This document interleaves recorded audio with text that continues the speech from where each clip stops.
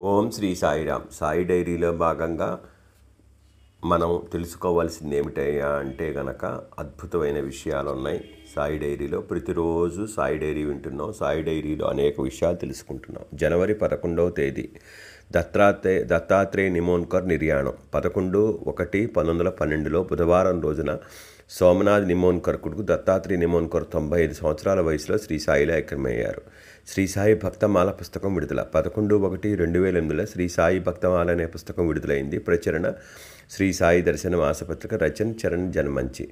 రాధాకృష్ణమాయి బాబా గారి కోపం తెప్పించిన గ్రామ్ఫోన్ రికార్డు 11/1/1912 సాయంత్రం బాబా గారి చిన్నగా నడుస్తూ ద్వారకామాయి చేరుకున్నారు. రాధాకృష్ణమాయి సుందరీబాయి క్షీరసాగర్ తన గారి చేతి మీదుగా బాబా కోసం గ్రామ్ఫోన్ రికార్డు తెప్పించింది. బాబా ద్వారకామాయి చేరుకొని గ్రామ్ఫోన్ రికార్డు ఆ శబ్దంగానే బాబా గారి కోపం వచ్చి తిట్టడం మొట్టమొదటిసారి భక్తులు ఏది చేసినా బాబా గారి కోపడం ఆనవాయితీ. శ్రీరామనవమి గురు పౌర్ణమి ఉత్సవాలు ప్రారంభించినప్పుడు కూడా బాబా గారి కోపం వచ్చింది.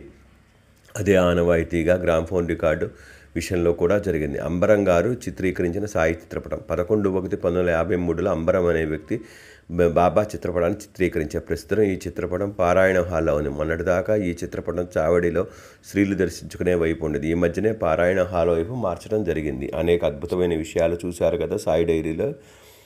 తప్పక ఆస్వాదించండి. సాయి పయనంలో ఉండండి, సాయి మార్గంలో ఉండండి.